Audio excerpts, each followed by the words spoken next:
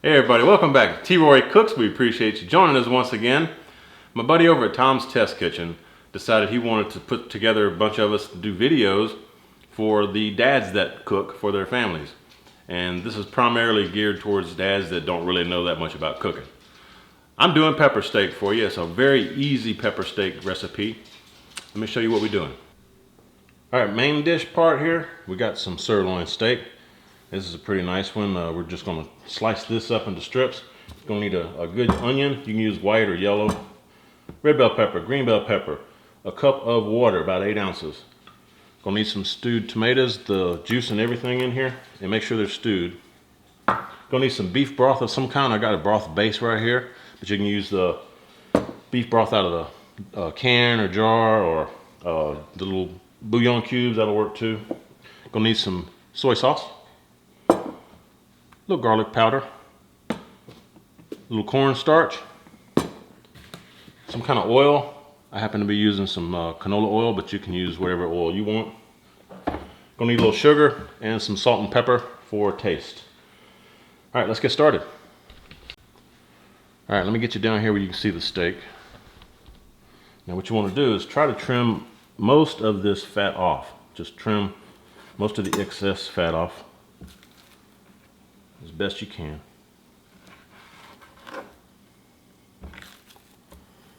That's not doing anybody any good right there. And if you have dogs in the house, you can take these scraps, you know, just like this, and give them to the dog, or brown them up a little bit and give them to the dog, however you want to do it. Try to get some of that white sinew stuff off of here as best you can also while you're cutting this. This one looks pretty nice. Doesn't need a whole lot of trimming. Yeah, that's looking pretty good. All right, and then once you get it, I just cut it right there because it's got this fat layer going through the middle right here. I'm gonna trim that out. Okay, trim this fat over here off.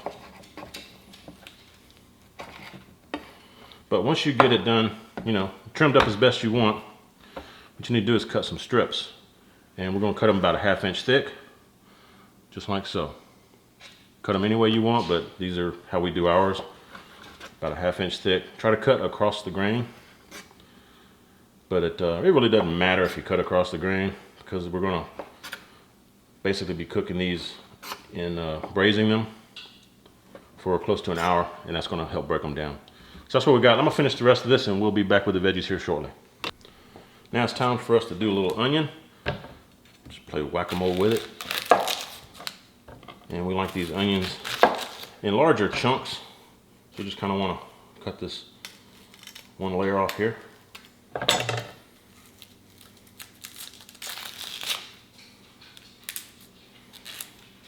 Yeah, just take the outer layer off. Come on, T-Roy.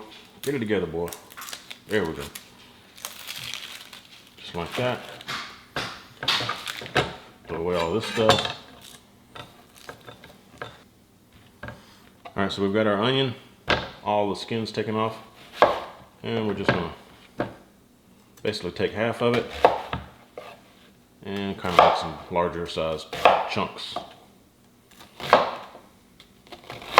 Just like so. Put these on a little board over here. Again, we're gonna cut this in half again. So I got half of it here.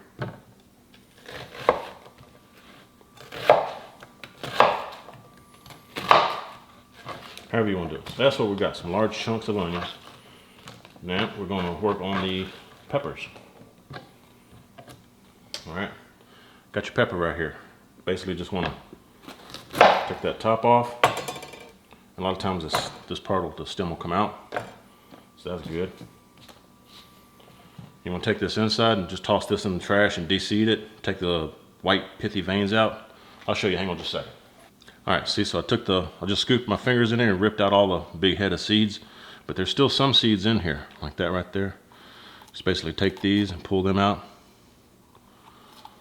just like that. And you're gonna throw this away, just like that, okay?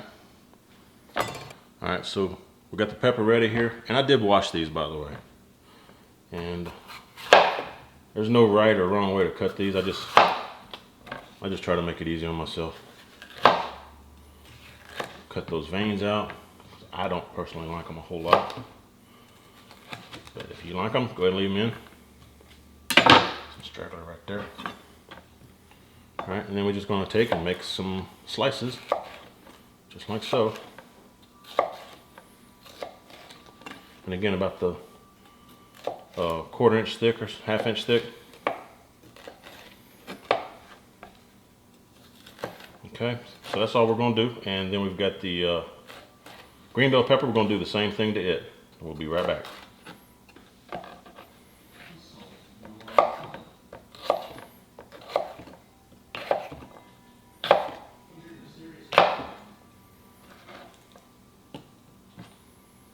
All right, to get everything cut up and ready to go, get your oil out. Put about a tablespoon or so in the bottom of there. You don't need a whole ton of it. Let it get warmed up. And this is like on a medium high. So I'm gonna get it warmed up. We'll be right back. All right, my oil is warmed up enough, I believe. We're gonna go ahead and put all of this meat in here. And again, this is what I did here. Nice trimmed up meat. Sliced up. And at this point, what you want to do is just basically sear them on each side. You don't have to cook it all the way through at this point because we are going to be braising it later. But you just want a nice sear on each side of this meat. All right, it's been about 3 minutes, and as you can see, the blood's starting to come out of this top side of this. So let's go ahead and flip these over. Let them get cooking on the other side. Also at this point, you can add just some salt and pepper, which we are going to do as soon as I get most of these flipped over here. A fork or some tongs would probably work better than this wooden spoon at this flipping over stage, but we'll make it work. Good enough. Okay, now I'm going to say a couple of teaspoons of pepper. I'm using some fresh cracked black. About a teaspoon of salt. Alright. Now just let this go for another few minutes. We'll be right back. Alright, it's been a few more minutes. Let's give this a good stir up and see what she looks like. Yeah, that's looking really good.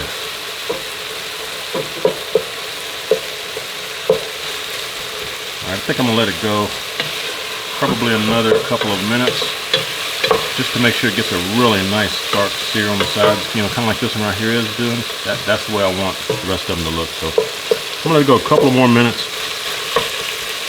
and we'll be right back. All right, now as this is finishing browning to the point where you like it, which this is just about is, I am going in here and stirring it up, just kind of keep it moving a little bit. You know, let it sit there for about half a second or half a minute and then stir it around a little bit. That way you kind of brown on all sides, but that's looking pretty good for me right there. So now it's time to add all of our veggies. This is gonna go quick, so pay attention. Green, red bell pepper going in. Onions going in. Tell you, this is so simple. Need a little garlic powder. Now we like our garlic, so we're going to go ahead and put probably a full couple of teaspoons in there. All right, let's give this a good mix.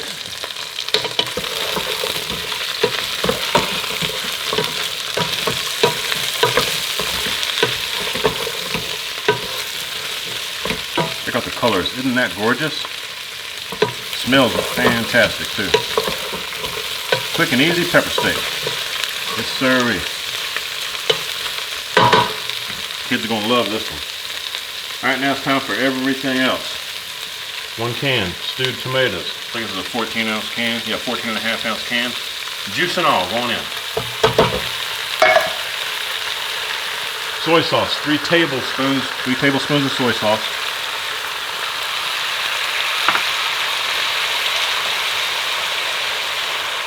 This is that glass of water. It's about a cup of water, and I did put 1 tablespoon, a heaping tablespoon of the cornstarch in there. Just stir it up, mix it all together. That's going in. And now we need our beef base or beef broth. This calls for, we just need basically a cup. And in this mix, it says to use 2 teaspoons for 8-ounce glass or 1 cup of water for broth. So this is a 2 teaspoon measurement. So I'd put 2 teaspoons in there. And we also need a little sugar, just regular old white cane sugar, a pinch or so. I think Karen's recipe calls for about 1/2 to 3/4 of a teaspoon. So that's basically a pinch or 2 in my book. Give this all a good mix. Get everything all mixed in together really good. Just like so. Alright, and then just want to put a lid on it. Put it down on simmer, and we're going to let it simmer for about 45 minutes to an hour, or until that beef gets nice and tender, fork tender. And we will check on it here, probably about halfway through, and we'll see y'all then. Alright everybody, this has been going for about 45 minutes. Check that out. That's looking really, really good. You see it thickened up with that cornstarch in there. It's looking really nice. Again, just simmering. That's looking really good. It smells fantastic. Alright, so we're going to put a lid on that. We're going to let it go for a little bit longer. And I've been stirring this up about every 10-15 minutes. Just come and give it a little stir. We need to do some rice though. So over here, bring in some water up to a boil. Use we'll just follow the package directions for whichever rice you're using. I'm using the long grain rice, which is 2 cups of water and 1 cup of rice. And make sure when you measure the water and the rice, use the same measuring cup. Don't use two different like 1 cup measurement cups, because they're not all the same measurement. So we're waiting for this to come up to a boil. What you want to do, throw in a little pat of butter or some oil. You know, just a little knob of it. Throw you some salt in there. And you don't have to put the salt in there, I just like salt in mine. And as soon as that comes up to a little boil, I've got 1 cup of rice going in. Already measured out. So we'll meet you back here when it comes up to boil. Alright, this is just starting to come up to a boil. That's what you want. You don't want to let too much of the water evaporate, because this is pretty precise measurements here. And the lid, the pot that I'm using, make sure you get one that has a tight fitting lid. Like this one, it's a real tight fitting lid. It doesn't have the vents on the side or anything like some of them do. Get you a nice tight fitting lid. Alright, so that's 2 cups of water, 1 cup of rice. Gonna mix the rice in and get out of your way. Mix the rice in real good.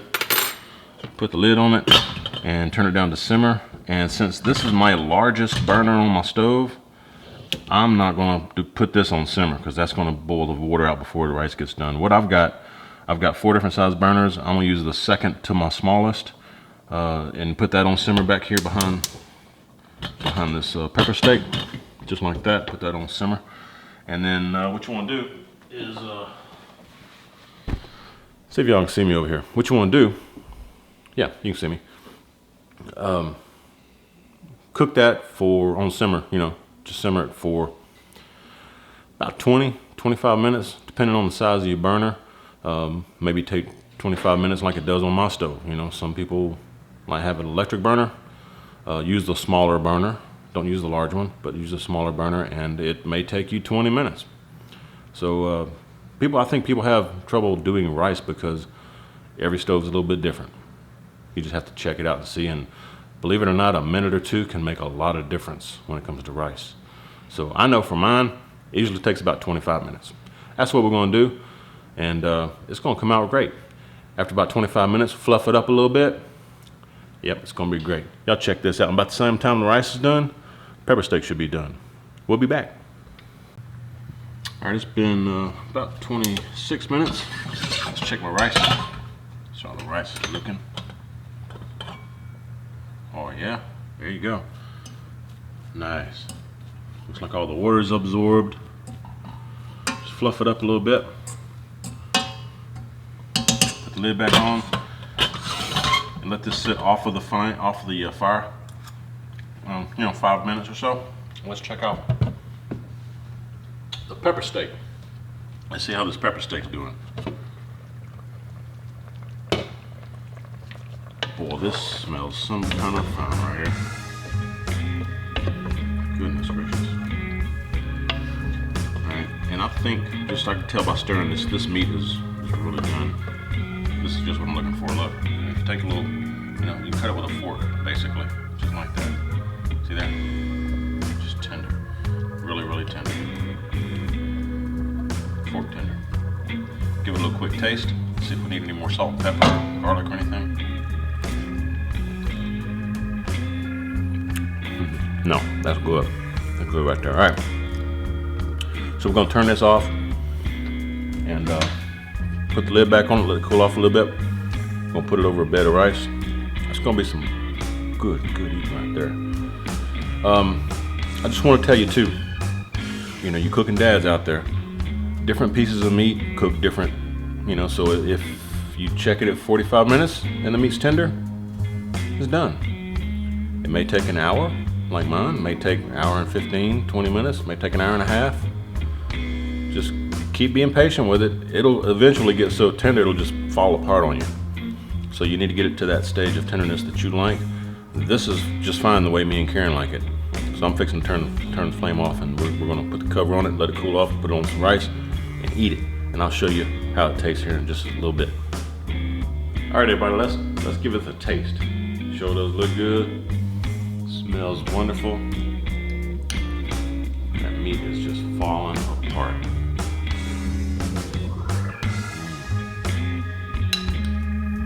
This is so quick and easy.